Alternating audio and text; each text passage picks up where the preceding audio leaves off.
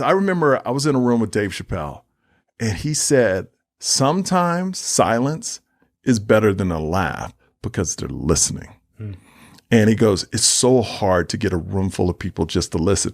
But when it's quiet and they're engaged and you see people start leaning forward to the story, I love that feeling. Yeah, I love that. Sitting down, don't sit down to write jokes. Tell stories, because that's really where it is. And I would just say, be authentic. Yeah. When you tell, and be honest.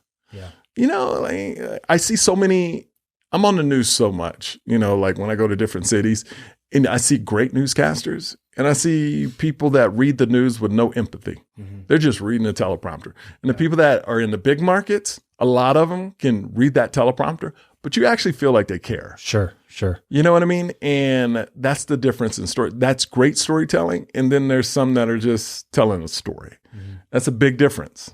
It's a big, Absolutely. It's a big difference. And there's not a lot of the like the Mitch Hedberg joke.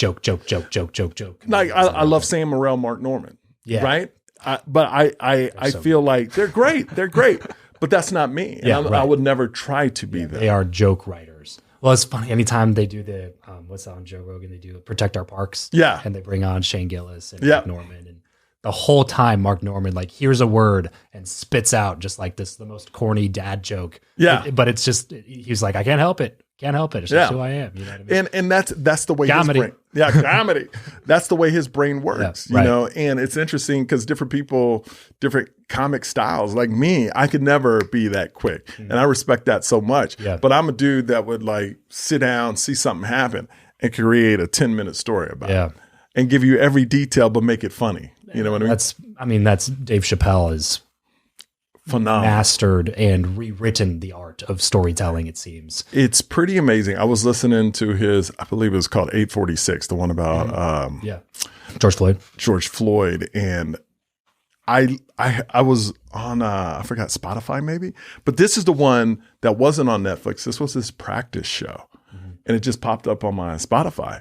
So this is the one where he practiced the material. And it was different than the one in the special, where this is the first time he ever talked about it. And he goes, well, I have to see if it works, you know, and it was interesting to hear him work it out. You know, where a lot of stuff didn't work that worked in the special.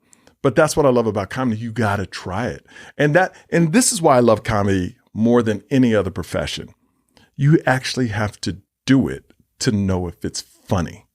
You can't assume it's funny. Vulnerable part. It is. It's the most vulnerable part. Yeah. I remember, like, this is the difference from being a comedian and a host. I used to go into castings as a host, and they would go, oh, you're a host. Go ahead. Do your lines.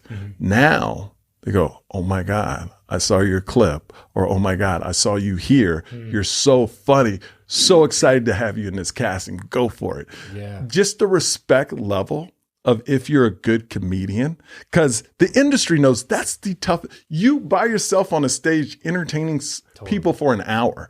It's the hardest thing to do. Yeah. No production, but it's just you. And now, and in the industry, they know, actors know. So it's great to be able to have that talent where you can sit down and tell a story. Yeah. And people are engaged in that story. And that's what it's about. For me, that's what I love to see.